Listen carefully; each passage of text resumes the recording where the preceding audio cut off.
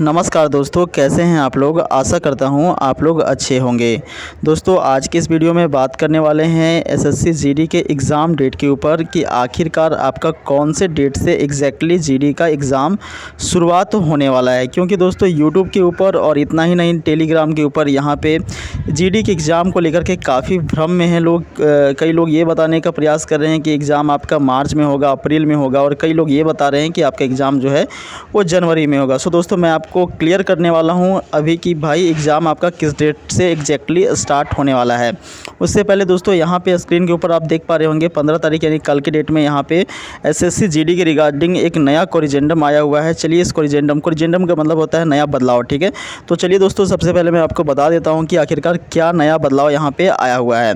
इस नोटिस को मैं सबसे पहले डाउनलोड कर लेता हूँ दोस्तों। फाइनली ये नोटिस जो है वो हमारा डाउनलोड हो चुका है। तो देख पा रहे होंगे यहाँ पे कोरिजेंडम नंबर 3, ठीक है। और सबसे पहले देखिए पैरा नंबर 11.4.1 में बदलाव किया गया है। देखिए, जो आपका एसएससी जीडी का नोटिफिकेशन है दोस्तों, उसमें पैरा नंबर 11.4.1 है, उसमें यहाँ पे बदलाव किया गया है। यहाँ पे देखिए बताया गया है on reporting of female candidates for PST यानी फिजिकल स्टैंडर्ड टेस्ट, पीईटी यानी physical efficiency test, a self declaration indicating about her pregnancy status shall be submitted. यहाँ पे बताया गया है कि महिला अभ्यर्थी के लिए, जो महिला कैंडिडेट है उनके लिए एक सेल्फ डिक्लेरेशन यानी कि स्व घोषणा पत्र उनको देना पड़ेगा। यदि वो प्रेग्नेंट हैं, ऐसी स्थिति में उनको एक यहाँ पे सेल्फ डिक्लेरेशन फॉर्म को देना होगा। In case if she declares that she is not pregnant and then she may allowed to participate in PST and PET. In case of false declaration, all the risk of undergoing PST PET will be of her own। यहाँ पे बताया गया दोस्तों, यदि महिला अभ्यर्थी यदि अपना जो सेल्फ डिक्लेरेशन फॉर्म है यानी कि स्व घोषणा पत्र नहीं देती है या फिर गलत जानकारी देती हैं, फॉल्स डिक्लेरेशन देती हैं, तो ऐसी स्थिति में यदि उनका फिजिकल इफिशिएंसी टेस्ट या फिर फिजिकल स्टैंडर्ड टेस्ट लिया जाता है तो इसका रिस्क उन्हें खुद उठाना पड़ेगा, उसका जिम्मेवार जो है वो खुद होंगे, ऐसा बताया गया है, ठीक है। If the female candidates that she is pregnant before PST PET, then a confirmatory pregnancy test to be done. In case she is found to be pregnant irrespective of duration of pregnancy, she may be declared temporary unfit and her appointment shall be held absence until the confident is over। यहाँ पे बताया गया है कि यदि वो अपना pregnant का जो सेल्फ डिक्लेरेशन फॉर्म दे देते हैं तो ऐसी स्थिति में उन्हें यहाँ पे कुछ समय के लिए रोक दिया जाएगा और उनका बाद में PST और PET जो है वो लिया जाएगा, ठीक है, ऐसा बताया गया है। The vacancy against which a women candidate was selected should be kept reserve for her. और जो वैकेंसी है दोस्तों उनके लिए रिजर्व यहाँ पे रखा जाएगा।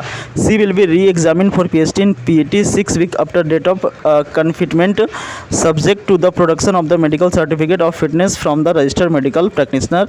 If she is found in fit PST PET DME, she may be appointed to the post kept reserve for and allow the benefit of seniority in accordance with the instructions of government as mentioned amended from time to time.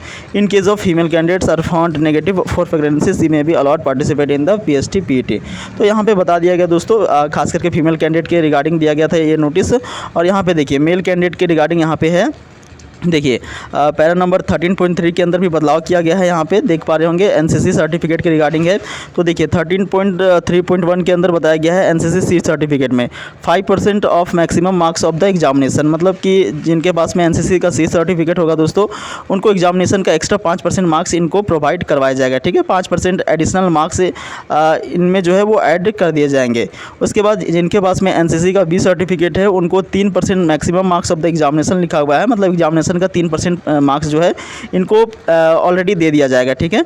और NCC का ये certificate जिनके पास है दोस्तों उनको 2% marks of the maximum marks of the examination, तो maximum marks का इनको 2% मिल जाएगा, ठीक है। तो काफ़ी अच्छी बात है, जितना मैक्सिमम मार्क्स है दोस्तों उसका 2% यहाँ पे इनको फ्री में दे दिया जा रहा है। ए वालों को, बी वालों को 3% मार्क्स एक्स्ट्रा दिया जा रहा है, सी वालों को यहाँ पे 5% मैक्सिमम मार्क्स का दिया जा रहा है। तो काफ़ी अच्छी बात है यहाँ पे, और इनके लिए सिलेक्शन लेना भी काफ़ी आसान हो जाता है, क्योंकि लोग आप देख ही पा रहे होंगे दोस्तों कि जीडी के अंदर एक नंबर 2 नंबर के लिए छट जाते हैं और बाहर हो जाते हैं। यहाँ इतना ही नहीं दोस्तों, पॉइंट में भी नंबर कम होता है तो बाहर हो जाते हैं। हम चलिए थोड़ा सा यहाँ पे एग्ज़ाम डेट के ऊपर बात कर लेते हैं।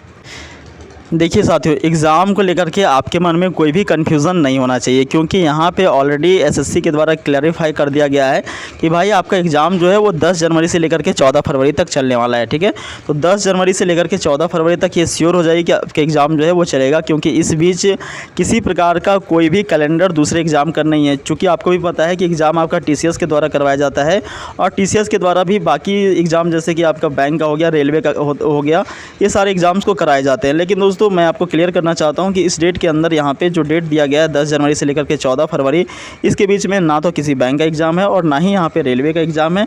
सो दोस्तों आप क्लियर रहिए कि आपका इस डेट के अंदर एग्ज़ाम जो है वो श्योर हो जाएगा, क्योंकि आपने एसएससी का कैलेंडर देखा, अभी हाल ही में एसएससी सीजीएल का भी एग्ज़ाम को कंडक्ट करवाया गया और ये स्मूथली आपका एज टाइम टू टाइम कंडक्ट हो गया। तो आप ये श्योर रह सकते हैं कि आपका जो एग्ज़ाम है वो 10 जनवरी से लेकर के 14 फरवरी तक चलने वाला है। बाकी दोस्तों मैं अंतिम 20 दिन के अंदर अभी आपको क्या पढ़ना है, जिसमें से आपका जो मैथ का टॉपिक हो गया, रीजनिंग का टॉपिक हो गया, हिंदी के अंदर टॉपिक्स हो गए और साथ में जीके जीएस का पोर्शन हो गया। दोस्तों मैं एक सेपरेट वीडियो बनाने वाला हूं जिसमें आपको क्लियर हो जाएगा कि 20 दिन में आप क्या पढ़े, ताकि आप निश्चित तौर पे एसएससी जीडी के एग्ज़ाम की ओर सफल हो पाएँ और अपने माता पिता का नाम रोशन कर पाएँ। सो दोस्तों मिलते हैं अगले वीडियो में, तब तक के लिए नमस्कार।